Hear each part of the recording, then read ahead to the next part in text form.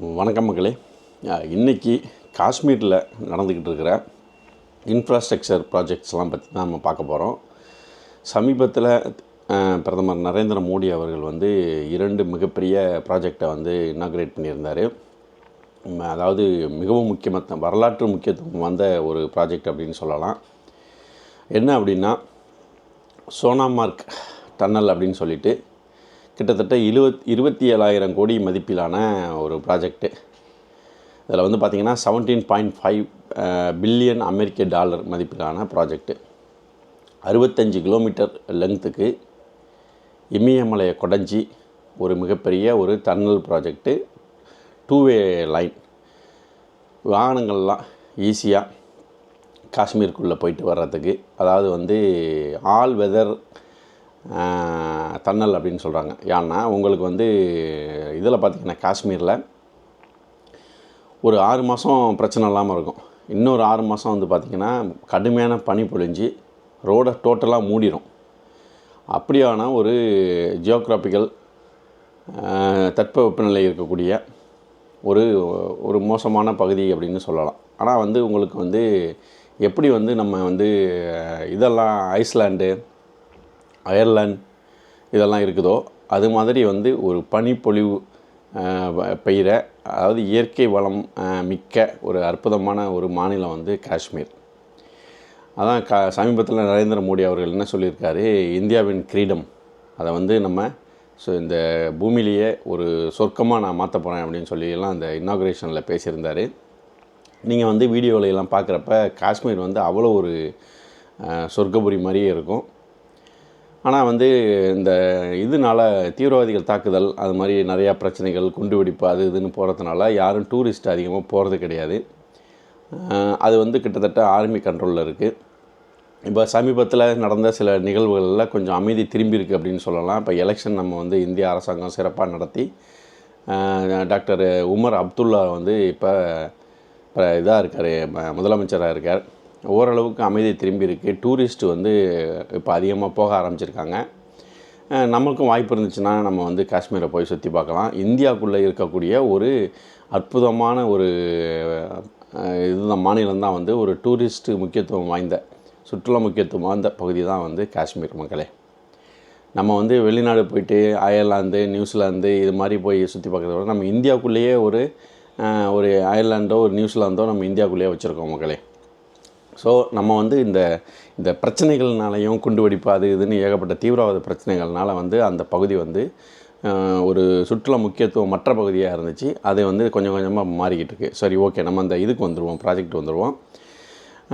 கஹாஞ்சீர் அப்படிங்கிற இடத்துல இருந்து டிஸ்ட்ரிக்ட்லேருந்து சோனாமார்க் அப்படிங்கிறது வந்து ஒரு சுற்றுலா முக்கியத்துவம் வந்த பகுதி.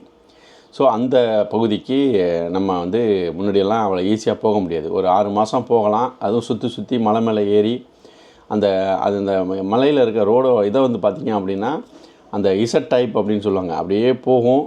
திருப்பி ஒரு 1 hour கழித்து நம்ம புறப்பட்ட இடத்துக்கு ஒரு 50 அடி 100 அடி உயரத்தில் திருப்பி இருப்போம்.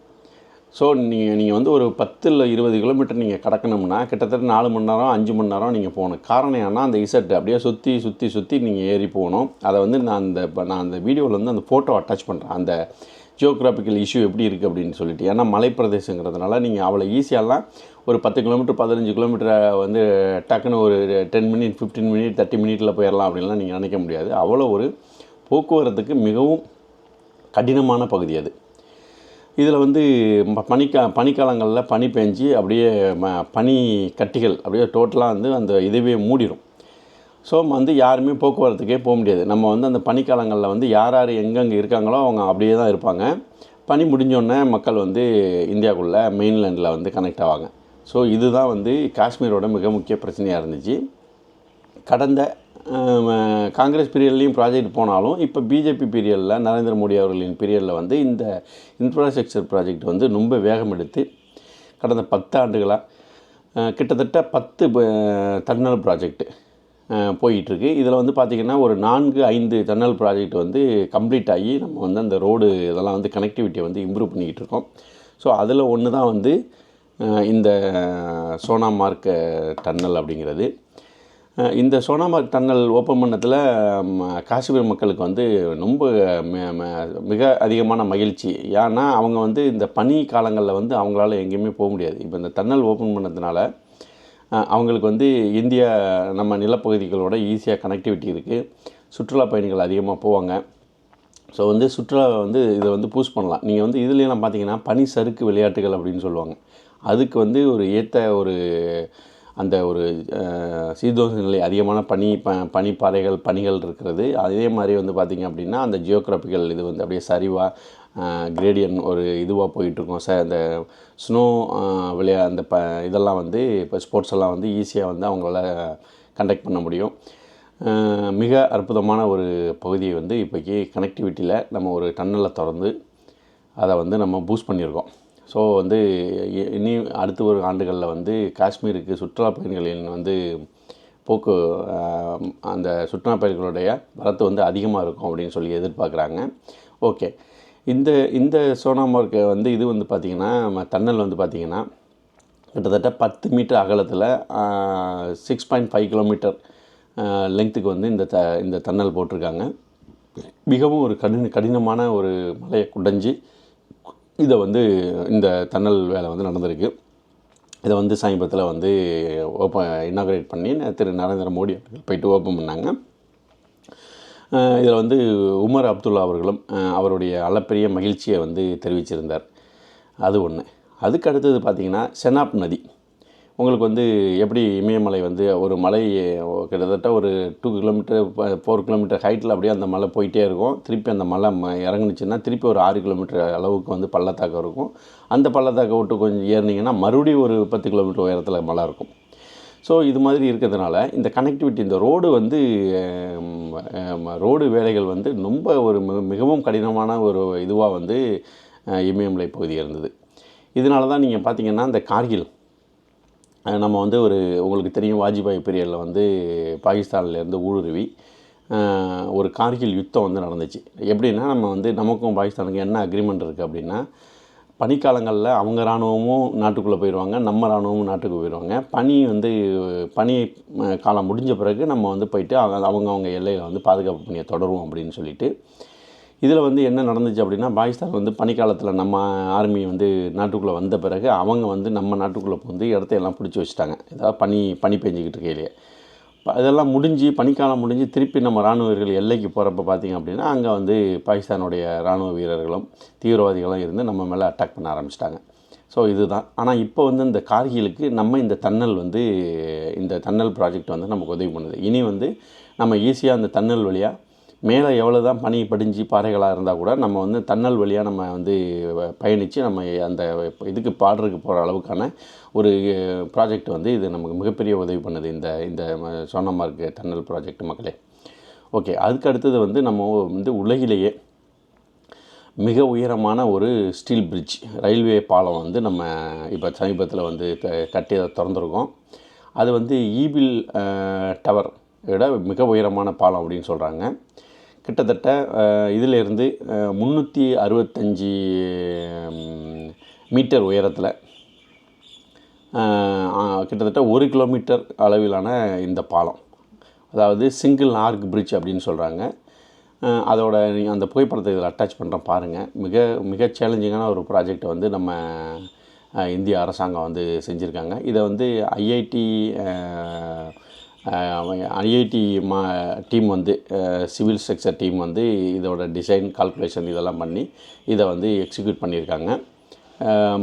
இதுவும் வந்து காஷ்மீரோட கனெக்டிவிட்டிக்கு வந்து மிகப்பெரிய பூஸ்ட் அப்படின்னு சொல்கிறாங்க. என்ன அப்படின்னா இந்த பாலத்தினால வந்து நம்ம காஷ்மீர்லேருந்து கன்னியாகுமரி வரைக்கும் இந்த ரயில் கனெக்டிவிட்டி வந்து இப்போ நமக்கு கிடச்சிருக்கு. இப்போ சமீபத்தில் நீங்கள் நியூஸ் அநேகமாக கேள்விப்பட்டிருப்பீங்க. இப்போ வந்து நம்ம பிரதமர் அவர்கள் வந்து இந்த வந்தே பாரத் ரயிலை வந்து காஷ்மீர் டு கன்னியாகுமரி வரைக்கும் கொண்டு போகணும். ஸோ நம்ம கன்னியாகுமரி மக்களும் இந்தியாவுடைய எல்லா மாநிலத்துக்கும் வந்து அவங்க நினச்ச நேரத்துக்கு பயணிக்கக்கூடிய ஒரு கனெக்டிவிட்டியை வந்து இது கிரியேட் பண்ணியிருக்கு. அதாவது இந்த செனாப் நதியின் மேலே இருக்கக்கூடிய இந்த பாலம் வந்துங்கிறது மிக ஒரு வரலாற்று முக்கியத்துவம் அந்த பாலம் அப்படின்னு சொல்கிறாங்க.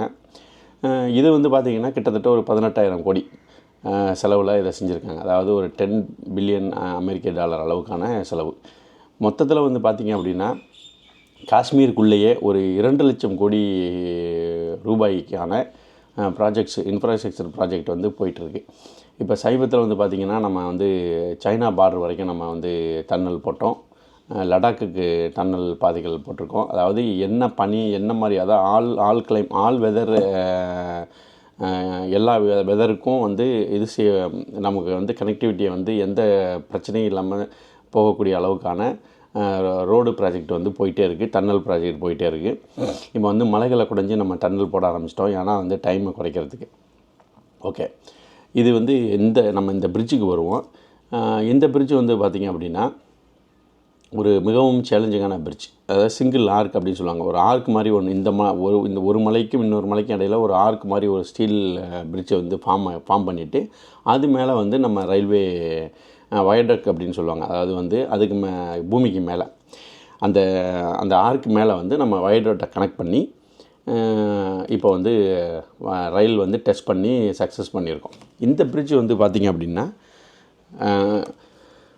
இன்னொன்று இமயமலை பகுதிகளில் வந்து பார்த்திங்க அப்படின்னா அந்த விண்ட் டன்னல் அப்படின்னு சொல்லுவாங்க. அதாவது 2 மலைகளுக்கு இடையில் அந்த காற்றோட வேகம் மிக அதிகமாக இருக்கும். அதனால நம்ம இன்ஜினியர்ஸ்லாம் என்ன பண்ணியிருக்காங்கன்னா கிட்டத்தட்ட 260 கிலோமீட்டர் வேகத்தில் காற்று அடிக்கிறப்ப எர்த்குவேக் வந்து ஒரு ரிக்டர் அளவுகளில் வந்து 8 அளவுக்கு இருந்தால் கூட நம்மளுடைய இந்த பாலம் வந்து ஆப்ரேஷனில் வைக்கலாம் அப்படின்னு சொல்லிட்டு அந்த சேஃப்டி ஃபேக்டர் ஆஃப் சேஃப்டிங்கிறாங்க. அதை வந்து 0.3 அப்படின்னு அளவில் கணக்கு பண்ணியிருக்காங்க. அதாவது வந்து ஒரு எடுத்துக்காட்டுக்கு நான் சொல்கிறேன், 200 கிலோமீட்டர் வேகத்தில் வந்து காற்றடிச்சா அந்த ரயில் ஸ்டில் போகலாம் அப்படின்னு ஒரு இது இருக்குது அப்படின்னா அவங்க வந்து அதை வந்து 600 கிலோமீட்டர் வேகத்தில் காற்றடிச்சா தாங்கக்கூடிய அளவுக்கான அந்த டிசைனை வந்து அவங்க செஞ்சுருக்காங்க. அதே மாதிரி இந்த பாலத்தில் இருக்கிற ஏதாவது வந்து தீவிரவாத தாக்குதலோ ஏதோ ஒன்று நடந்து, அதாவது எக்ஸ்ட்ரீம் சுச்சுவேஷன் அப்படிம்பாங்க, 1 2 அந்த காலம் வந்து ஃபெயிலியர் ஆனால் கூட அந்த பிரிட்ஜ் வந்து உடையாது அப்படின்னு சொல்கிறாங்க. கிட்டத்தட்ட 200 ஆண்டுகள் வந்து இந்த பிரிட்ஜோட கெப்பாசிட்டி அப்படின்னு சொல்கிறாங்க. 120 ஆண்டுகள் இது வந்து தாராளமாக இதை இயக்கலாம் அப்படின்னு சொல்கிறாங்க. இது வந்து ஒரு கிட்டத்தட்ட 14,000 கோடி மதிப்பிலான ஒரு மிகப்பெரிய ப்ராஜெக்ட். ஸோ இதுலேருந்து நம்ம என்ன தெரியுது அப்படின்னா, எந்த ஒரு இந்தியாவில் எந்த மாநிலத்தில் இருந்தாலும் இருக்கிறவங்களும் இந்த காஷ்மீருக்கு எப்போனாலும் வந்து பயணிக்கக்கூடிய அளவிலான இந்த ஒரு கனெக்டிவிட்டியை வந்து இந்த பாலம் வந்து க்ரியேட் பண்ணுது மக்களே. ஸோ இன்னும் அதிக கணக்கில் அடங்கா ப்ராஜெக்டுகள் இந்த காஷ்மீர் மாநிலத்தை ஒரு நல்ல ஒரு எக்கனாமிக் பூஸ்ட் பண்ணுறதுக்காகவும் சுற்றுலா பயணிகளை பூஸ்ட் பண்ணுறதுக்காகவும் இந்திய அரசாங்கம் மிக கடுமையாக சிரத்தை எடுத்து பல்வேறுபட்ட ப்ராஜெக்டுகளை வந்து உருவாக்கிக்கிட்டு இருக்காங்க. நமக்கு வாய்ப்பு கிடைக்கிறப்ப, உங்களுக்கும் வாய்ப்பு கிடைக்கிறப்ப நீங்கள் வந்து காஷ்மீரை வந்து போயிட்டு சுற்றி பார்க்கலாம். ஒரு இந்தியாவுக்குள்ளே இருக்கிற ஒரு நியூசிலாந்து அப்படின்னு நம்ம சொல்லலாம் காஷ்மீரை. மிக அற்புதமான பகுதி மக்களே. மீண்டும் ஒரு நல்ல வீடியோவுடன் நாளை உங்களை சந்திக்கிறேன். நன்றி, வணக்கம்.